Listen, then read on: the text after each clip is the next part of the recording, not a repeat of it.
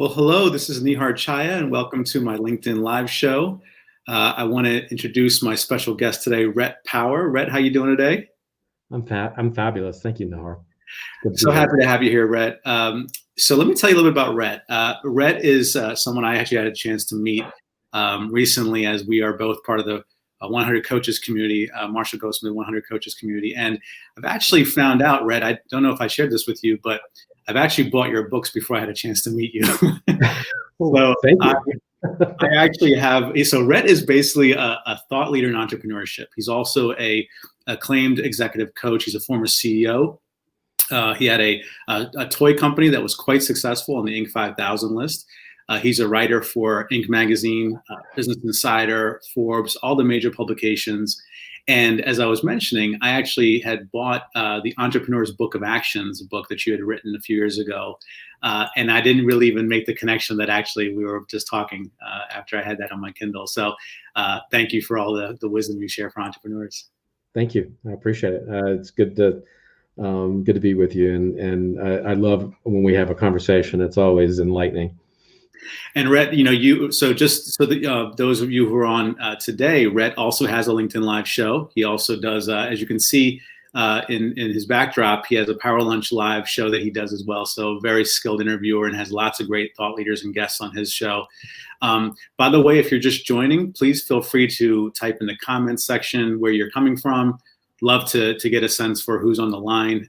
Also, please feel free to type in your questions. Definitely want to get some time to ask Rhett your questions and make this a very lively discussion.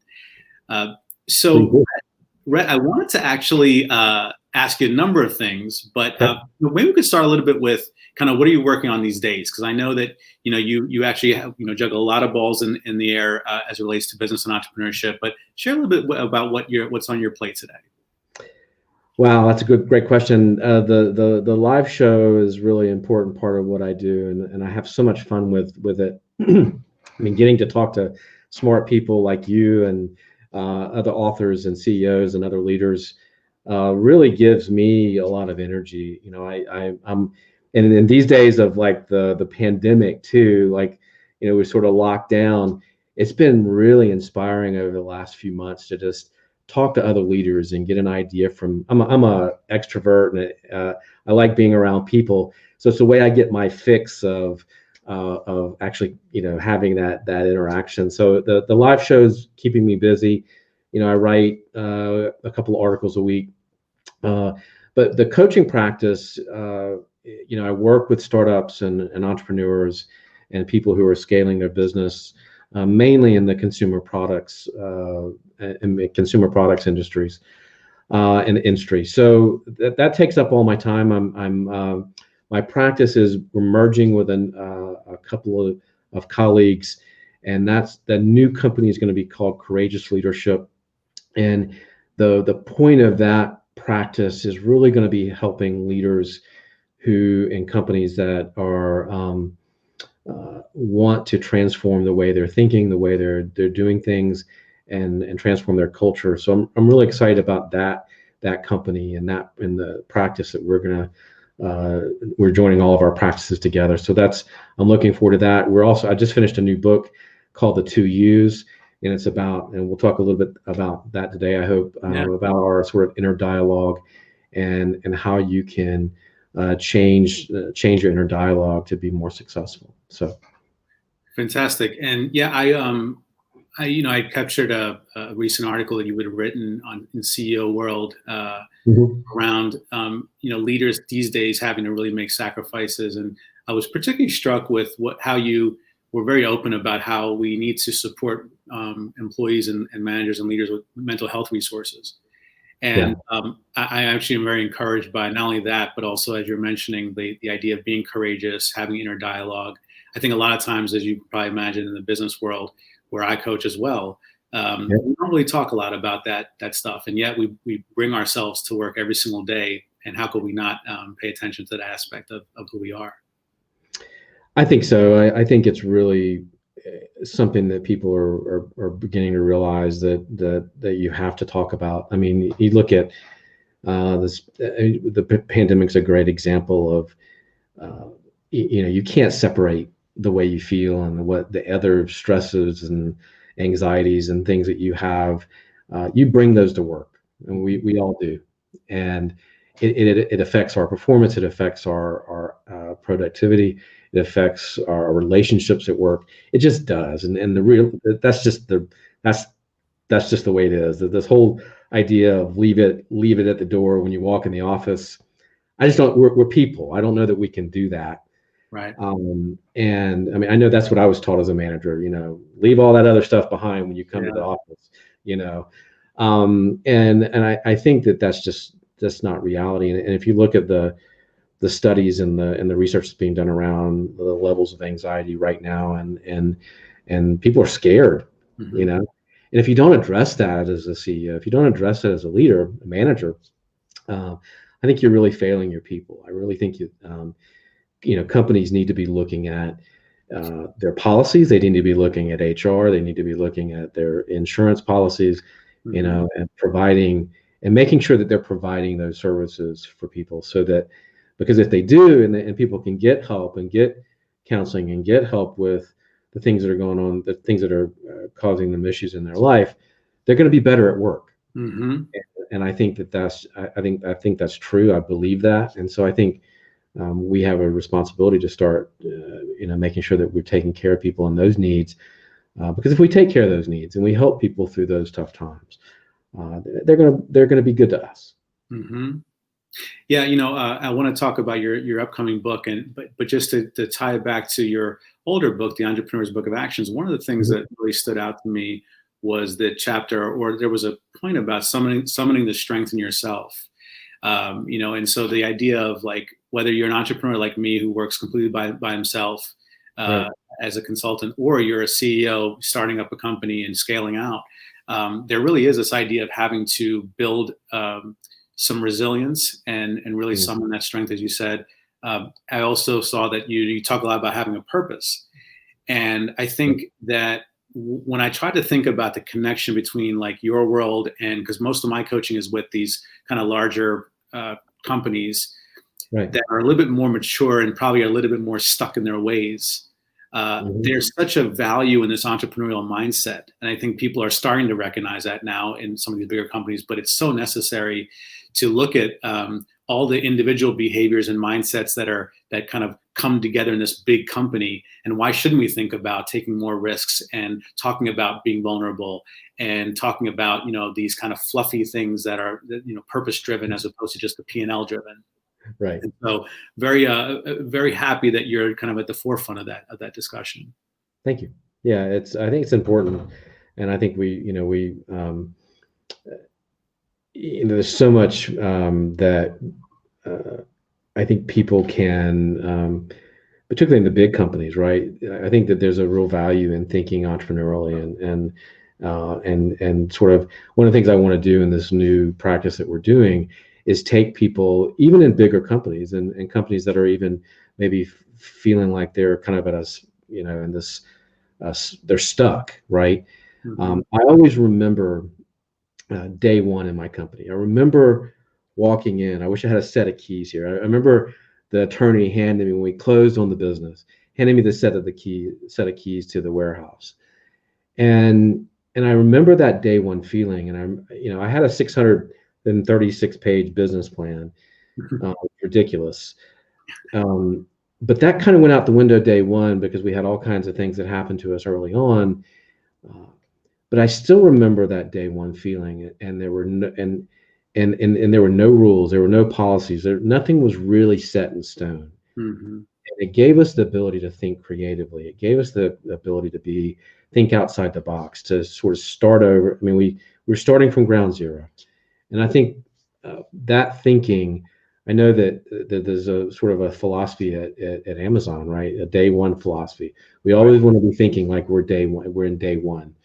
And we want to think of problems. When we have a problem, we want to think about it as if we're in day one, and we've got to figure out how to solve it. And I think that's one of the things I think is really valuable, and I think we should all be talking to our clients about. Tell me about this new book you're writing. So they said the 2 U's. The 2 U's. It is. it's about the way we talk to ourselves. We all have our inner dialogue, at least most of us do, I think. And it's about how you can sort of change that inner dialogue. I kind of equate it. One of the things that we talk about in the book is mental junk food, right? And we all, if all I did was sit on the couch during the pandemic and eat order pizza and order in McDonald's for all 3 meals a day, I would feel awful. I would probably look awful. I would be lethargic, and I'd be in terrible shape, right? And I kind of equate it to the same thing, right? If you're putting this mental junk food in your brain, if you're hanging around, if you're with people who are negative, if you're listening to people who sort of drain you mentally, we all have friends that after we were with them for an amount of time, that we're just mentally drained, right? They suck all the energy out of us. We all know people like that.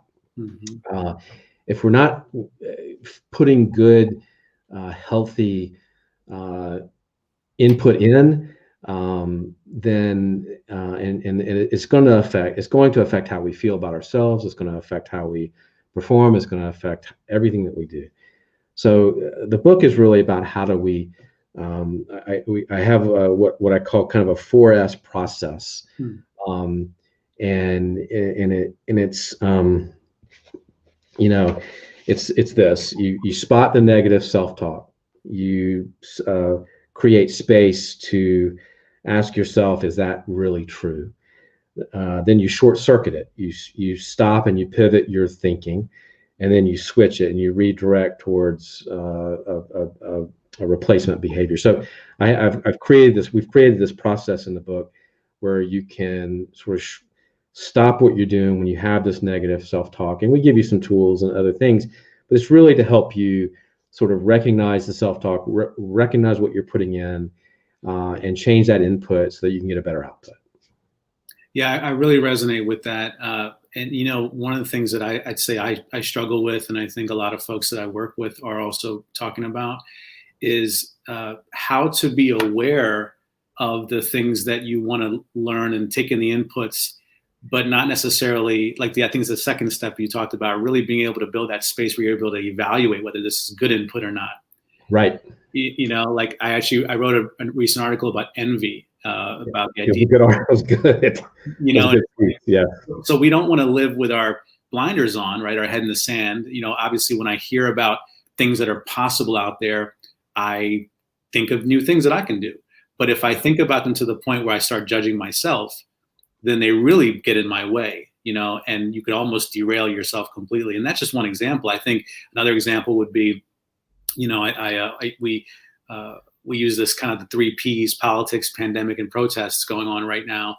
And it's like the idea that the political atmosphere around us can also create that constant sense of polarity, where it's like, I want to know what's going on in the world, but every time I turn on the news or talk about it with people, I feel worse about myself afterwards. Yeah. And so I think you make a really great point, which is to have the ability to step back and really evaluate what your thoughts are and kind of what those inputs really mean in terms of being significant for what you want to do. Right. And then how to, then turning that around, right? And getting in the habit of turning that language around when you spot it, how do you stop? How do you short circuit it? How do you sort of recalibrate what that, how do you turn that sentence around that you're telling yourself to make it a positive sentence, right? So it doesn't mean that you don't listen. It doesn't mean that sometimes it's not warranted to be critical or to evaluate, right? It doesn't mean that you don't evaluate what you're thinking. It just means that you want to put it all in perspective, and you want it to be a positive perspective, right?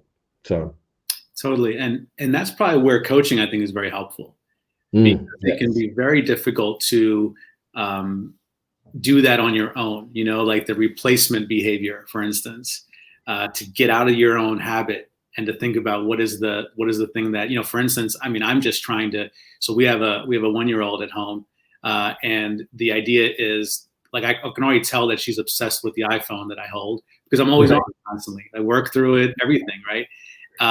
And I realized for myself, not only am I not being present to her, but also I'm actually never stopping. Like I'm never taking a mental break from anything because I'm always checking, work emails or whatever. The replacement behavior is very difficult for me to think about, because I'm like, well, what do I do? Just put it in the drawer, never think about it? I can't, right? So Right. I started thinking about things like, okay, I'm going to give myself small increments. Maybe for like an hour, I'm going to put it away. And in the process, I'm going to go ahead and hang out with her a little bit or, do something else that's going to be fulfilling. But it took me a while to actually think about it from a other perspective, to think about what I would replace that behavior with.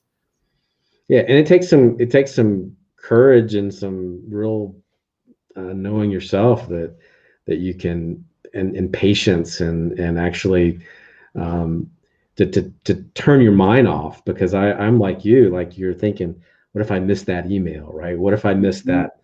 And even while you're engaged with your daughter, like you're still thinking about that, right? Yeah. So it's hard to get out of that mind. You to be truly present with her. It's tough.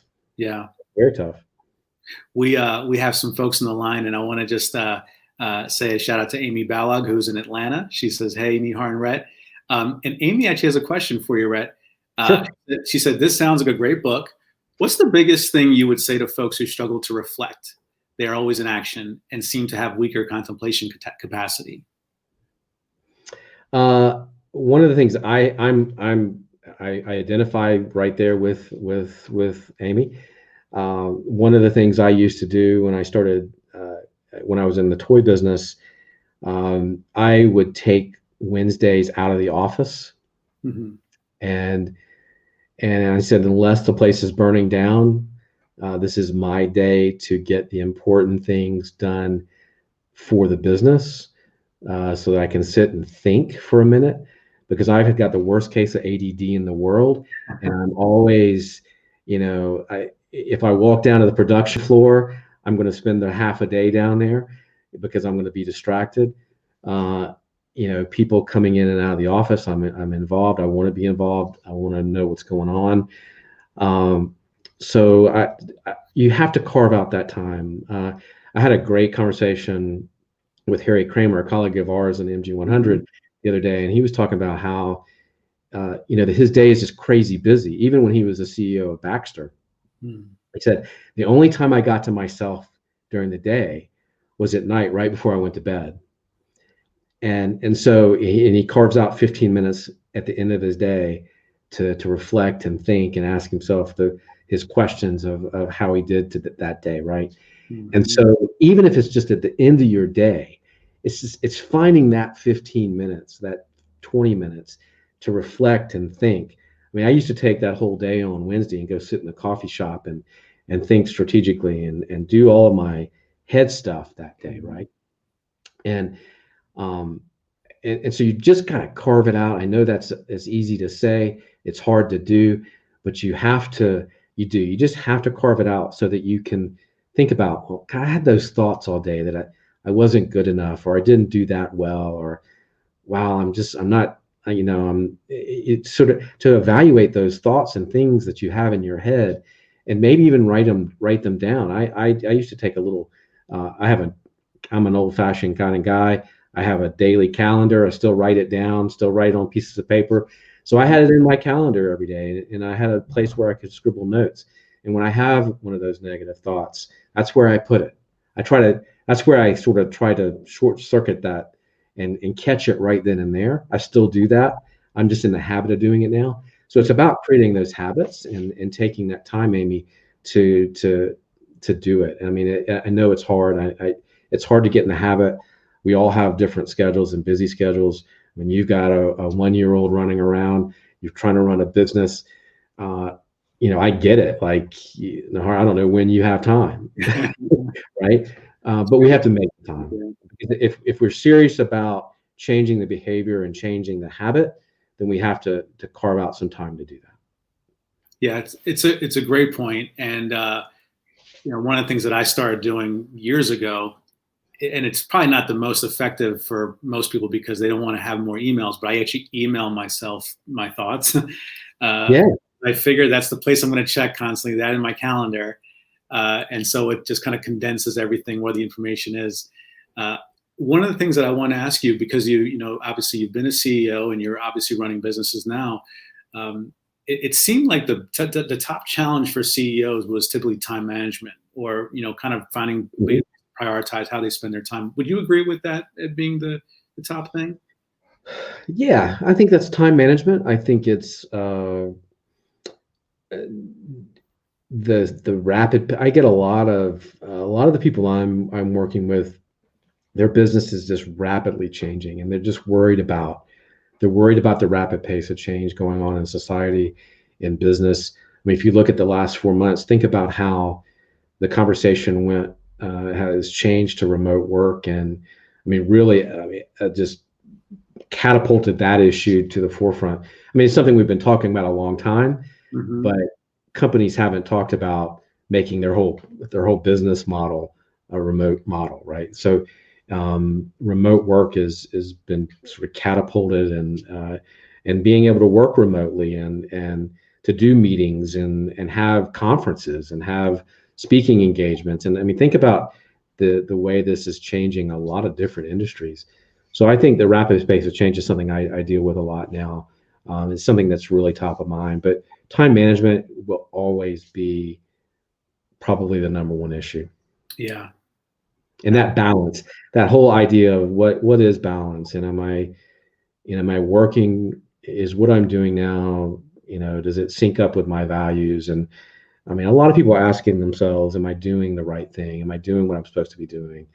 Am I working on the relationships that I need to be working on? I think there's a realization that we talked about a long time separating work and home life. I think as a CEO, that's hard to do because it's so much tied in. Your personal life is so much tied into your title at work, right, and who you are and what you do. So I think it's more about blending all of that today. How do you blend it well? How do you mix that? As opposed to balance. I don't know that there's balance. There's never going to be balance. I never could have achieved balance when I was running the toy company. It was a matter of, how do I blend it? How do I carve out that time for the kids? How do I carve out that time for my wife? How do I carve out that time for friends and the things that I like to do, my hobbies and things that make me me? So I think that's the real question as opposed to balance. But it all comes down to time management, no doubt. The other thing that I wanted to touch on was, so I know you mostly work with CEOs and the C-level, but and this might actually be a topic that comes up as well because they're dealing with the board too. Mm-hmm. But the idea of managing up is an issue that has been on the plate for many of my clients, and in particular, the idea of theoretically for years we would say you need to make your boss look good if they're acting weird, right. and but it's like, is it really your job? It shouldn't be that boss should be coached as well. And I was wondering, particularly around this idea of mental health and when you're going through anxiety, depression, whatever it might be, it only hurts even more to have a boss that's toxic, for instance, or just unaware. And have you ever come across any advice, best practices or advice that you've given people in terms of dealing with those dynamics? Whether it's because we always talk about building those relationships, but if you don't feel like it's a two-way street, but you still have to keep that job and succeed, what do you do? That's a great question and a tough one, really. Every office has different dynamics and different politics and different things going on. I think that the way I would start that question is when you start a job, making yourself invaluable, making yourself a team player. You don't let yourself be run over and dumped on, but becoming an invaluable person in the company. Know where the power structures are. Know who is who. Know the influencers and the leaders, because there are leaders in the organization that don't have titles, right? They're influencers in an organization that don't have titles either, and sometimes they do. Know your allies. Be helpful. Don't. I wouldn't engage in gossip and rumor, but work to build trust. Mhm. And then I think if you do that, it's just part of who you are and part of the kind of person you are. When you have these issues, uh, you're going to be able to get help, and it may not be from your supervisor, it may not be, but if you have allies already in the organization, if you have people that will go to bat for you, if you've made a real uh, focus on being a person that the company can count on, no matter who your supervisor is, if you have that reputation, um, then you're going to be able to get the help. And that question of managing up, if you're not getting it from your supervisor, at least you have other allies in the company and other. This has been a really interesting time. I was talking to a CEO the other day, and he said he had people that stepped up that he didn't realize were going to step up during this time. Uh-huh. Right. And so, if you've stepped up right now and you often step up in your company, and you're seen as somebody that is up and coming, or that is really dependable, then I think you're going to be able to count on getting the help you need. Managing up is, you're right. I mean, it's something that we all face. And I've got a family member now, that we're talking, and he's got a terrible supervisor, and we're trying to figure out how he how he gets through it and how he manages that, and every I think every single one of those situations is different, but it is something that you're probably going to face as a person trying to move up in an organization. You're going to face an opportunity, or if you look at it as an opportunity, you're going to face a situation where you have to sort of navigate the politics and navigate somebody that is not necessarily helpful, or that you maybe not see eye to eye with. So I try to talk to my teenage son, who's as hard-headed as a brick wall, about that all the time. So if you have any advice for me on that, I'm all ears. No, I think you touched on all the really important dynamics there. I think one thing that I think about from your article in the CEO world, for instance, about sacrificing, if you're going to support your team around mental resources, I would like to see more CEOs and senior leaders actually be open to sacrificing the idea of their ego, and really say, I'm open to feedback. If they did a little bit more of that, I think that people would be more willing to share it back, because a lot of the coaching that I end up doing with leaders who are in that situation is because I mean, look, my thing is, if you don't like it and you really feel like you're being bullied and stuff, then probably you should leave. But if there's a way to teach you to have those conversations in a way, in other words, coaching them to coach up, I think can be worth trying. I just don't really buy into the idea of always making it seem like you got to make them look good and you always got to kind of stroke their ego. I think it's more around using leverage and really showing them that I'm so valuable to you, like you said, so valuable to you that actually you treating me this way, if you're not aware of it, you should be, is just counterproductive for both of us. Yeah, no, I mean, I always remember, when I was running a company, I remember who my valuable people are, right? And those times where we had to cut back, and I mean, there were people that I kept, and there were managers that I didn't keep, right? Yeah. There are team members of those managers that I kept because they were more valuable. I needed them more than I needed the manager, right?